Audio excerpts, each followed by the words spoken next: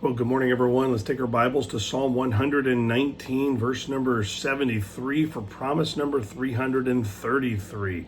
Promise number 333 in Psalm 119, 73. And before we do that, let me invite you out to Trunk or Treat tonight at the Journey Baptist Church. Begins at 6 p.m., goes to 8 p.m., or as long as we have candy. And we'd just love to be a blessing to the neighborhood around our church. And I know there's lots of options like that, so feel free to do whatever you want to, but definitely make one of your stops tonight, the Journey Baptist Church at 6 p.m. to 8 p.m. for Trunk or Treat.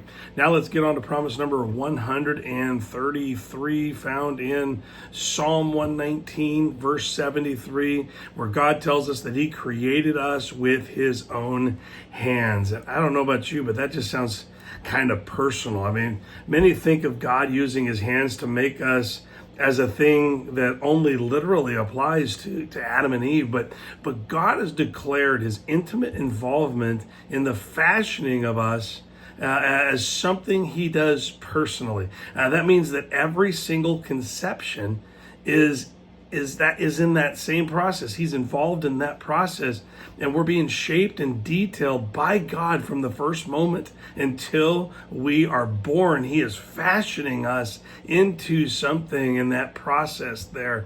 In the earliest moments of being conceived, we have our own DNA. That tells you just how specific God is about the intimate involvement that He has, and that DNA determines all the details of our existence. We know that with our own DNA, we become a very different person from the people that made us. And so that tells me that God is intimately involved from the instant the instant of conception. And that means that by the time a woman knows she's pregnant, everything is already determined and value has already been assigned by God. And that should cause mankind to pause and consider God's view of human life. And it really should cause us to consider very carefully what we make decisions about and why we make them. Because when we make certain value decisions, we are choosing either to side with God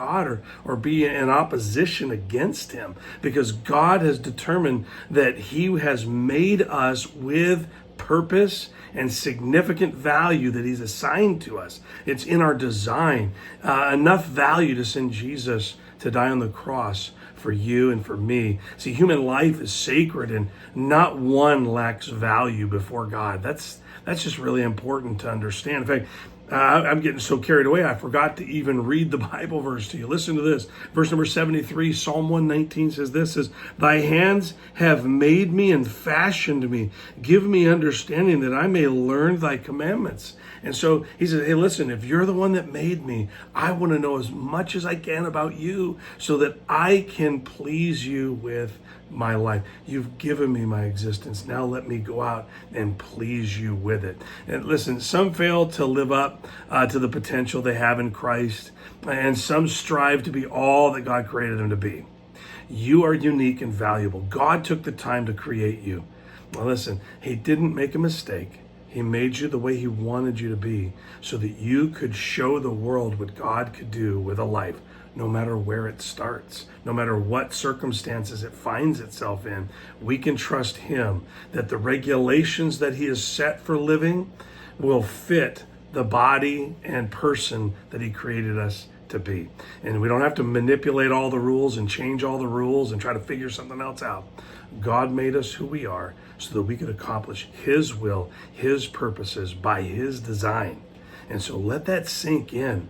Each person has value. Our world is so terribly broken, and many people are thinking they have to break away from God to find their value. But this world is robbing us of value.